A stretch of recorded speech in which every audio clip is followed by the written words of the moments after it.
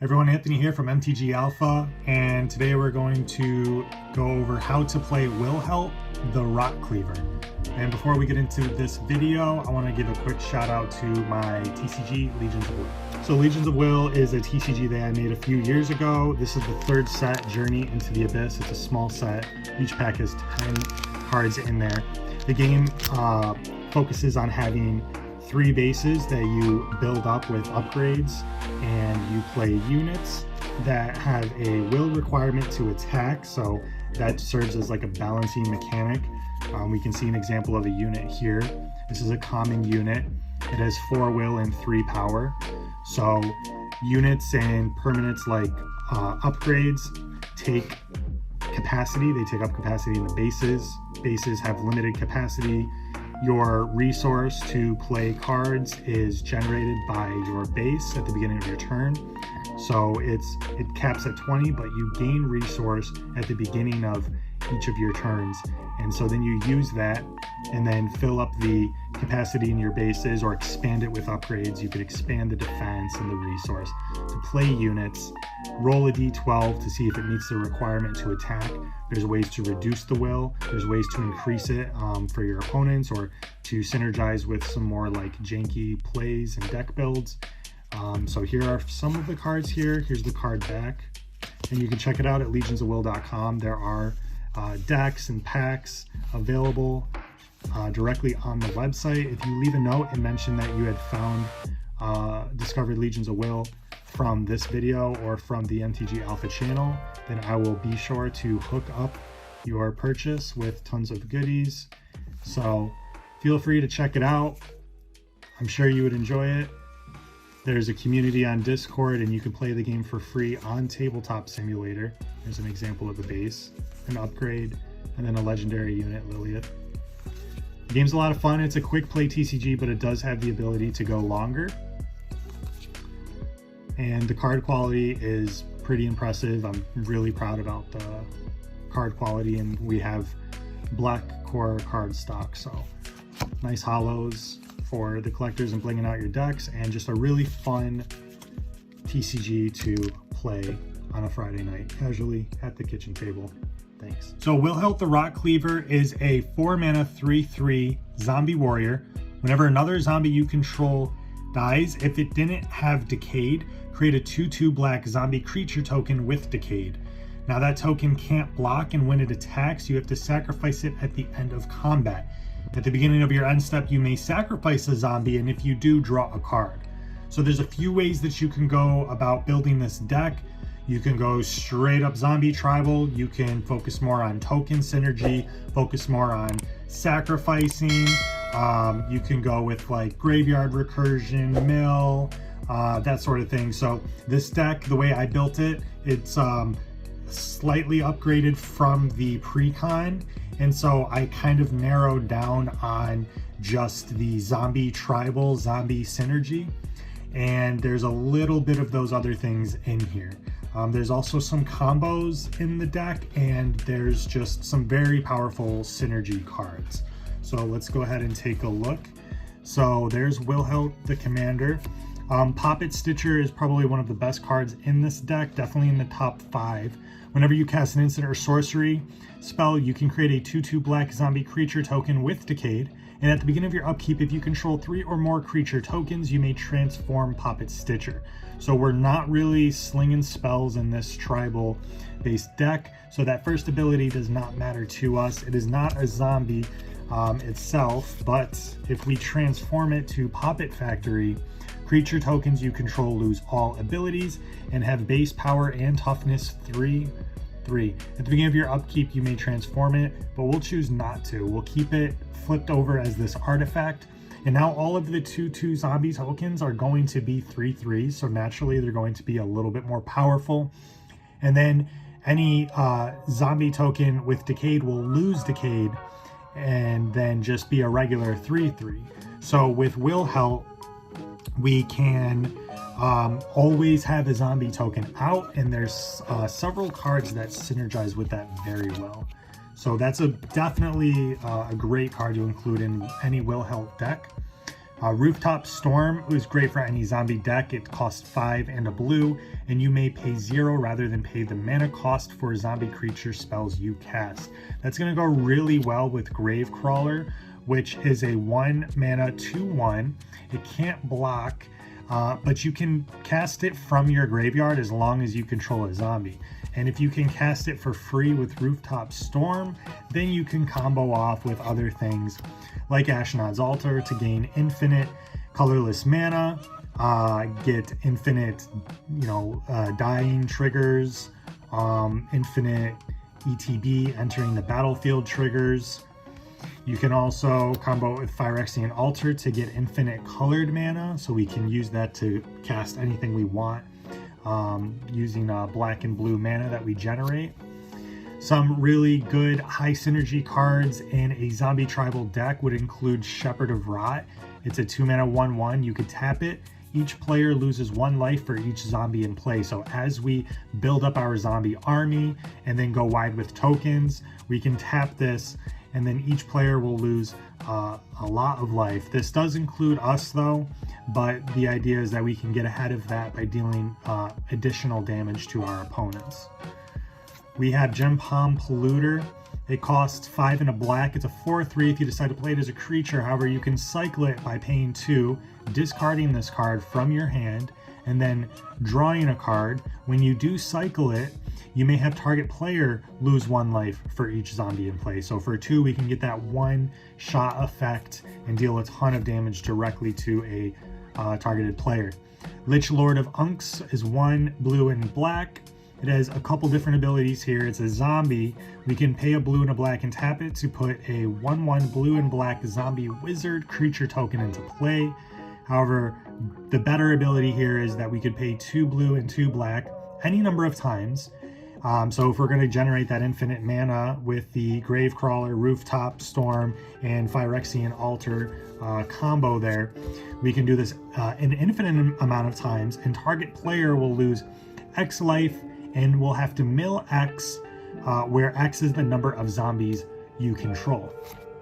Noxious Ghoul costs 5. Whenever it or another zombie comes into play, all non-zombie creatures get -1/-1 until end of turn. That also will synergize with the infinite Gravecrawler combo triggers that we can get from that. So a one-sided board wipe, just completely take out all zombies, even if they have indestructible, since the -1/-1 gets around that. Scarab God also would make for a good commander in this deck, so you could swap it out if you ever get bored of Wilhelt.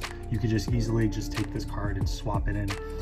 At the beginning of your upkeep, each opponent loses X life, and you scry X, where X is the number of zombies you control. So that's not bad. Good card advantage. It is not a zombie, and we can pay 4 any number of times, 2 colorless, a blue and a black, to exile target creature card from a graveyard and then create a token that's a copy of it, except it's a 4/4 black zombie. Now this is a Nombo with the Poppet Stitcher out. It would instead lose all abilities and become a 3/3, so just keep that in mind. And when Scarab God dies, you could return it to its owner's hand at the beginning of the next end step. Jadar Ghoulcaller of Nephalia is not a zombie, but it for 2 we can get it out, and at the beginning of your end step, if you control no creatures with Decayed, create a 2/2 black zombie creature token with Decayed. And then with the Poppet Stitcher, you're going to create 3/3s instead, and you can find ways to sacrifice them, and with Wilhelt then create any number of tokens that you want. Diagraph Colossus costs 3. Enters the battlefield with a +1/+1 counter on it for each zombie card in your graveyard, and then whenever you cast a zombie spell, you get to create a 2/2 black zombie creature token that will come in tapped. Curse of the Restless Dead. These are all cards that are going to just produce tokens, where these are our token synergy based cards. So we can use this to enchant a player, and whenever a land enters the battlefield under the enchanted player's control, you get to create a 2/2 black zombie creature token with Decayed. However, it may lose that ability and be a 3/3 instead. Endless Ranks of the Dead costs 2 and 2 black. Beginning of your upkeep, create X 2/2 black zombie creature tokens, where X is half the number of zombies you control rounded down. Ghoulcaller Gisa, cost 3 and 2 black. You can pay a black to tap it, sacrifice a creature, and then create X 2/2 black zombie creature tokens, where X is the sacrificed creature's power. So if you have just even a 1/1 zombie, you can pay 1 to tap, sack it, create a 1/2/2. Then if you sack the 2/2, you can create 2 2/2s, and then so on. So you could kind of skill your way up to having more zombies. Now, the main synergy with this card is going to be the dying triggers off of sacrificing it, and then possibly, you know, whatever other sort of like ETB triggers, like with the, you know, Noxious Ghoul or something like that. So doesn't do well. It's not great for creating tokens, but it is great for just having a few different synergies kind of built into the card. Liliana Death's Majesty, you can uptick it to create a 2/2 black zombie creature token and mill 2 cards. There are other abilities here on this Planeswalker. You can -3 to return target creature card from your graveyard to the battlefield. That becomes a black zombie in addition to its other types. However, it's really just going to bring us, I mean, it's a zombie anyway, so most of the time. And you can -7 to destroy all non-zombie creatures if you're able to get there. Grave Titan is a 6 cost, not a zombie. It has Death Touch, and whenever it enters the battlefield or attacks, create 2 2/2 black zombie creature tokens. So pretty good. More tokens here. Army of the Damned. It costs 5 and 3 black. It's kind of up there in cost. However, you get to create 13 tapped 2/2 black zombie creature tokens. You also can pay it, cast it from your graveyard by paying the flashback cost, which is 10, 7, and 3 black. So kind of up there. Liliana Dreadhorde General can also create us zombies by ticking her up +1, creating a 2/2 black zombie creature token. We also get some dying triggers here. Whenever a creature you control dies, draw a card, and you can -4 to force each player to sacrifice 2 creatures, and then of course -9 each opponent chooses a permanent they control of each permanent type and sacrifices the rest. But just having Liliana out is worth it to get the dying triggers, drawing lots of cards, and then just ticking her up to get the zombie tokens. So there are lots of ways to draw cards in this Dimir blue-black deck. Necro Duality costs 3 and a blue. Whenever a non-token zombie enters the battlefield under your control, create a token that's a copy of that creature. So we could double up on our non-token zombies, and Reflections of Littjara is similar, except it costs 1 more. You choose the creature type. Of course, we're going to choose zombies in this deck, and then whenever you cast a spell of the chosen type, copy that spell. So a copy of a permanent will enter as a token. Undead Augur and the following cards are going to help with our dying triggers. It costs 2, and whenever this or another zombie you control dies, you may draw a card and lose 1 life. So we get more card draw off of that. Headless Rider, whenever this or another non-token, so now we're specifying non-tokens, which kind of reduces the synergy a bit as we go wide with our tokens. However, it's still not bad to include in the deck. It is a 3/1, it is a zombie, and we get to create a 2/2 black zombie creature token when it dies, when something dies. So that can very well synergize with other things.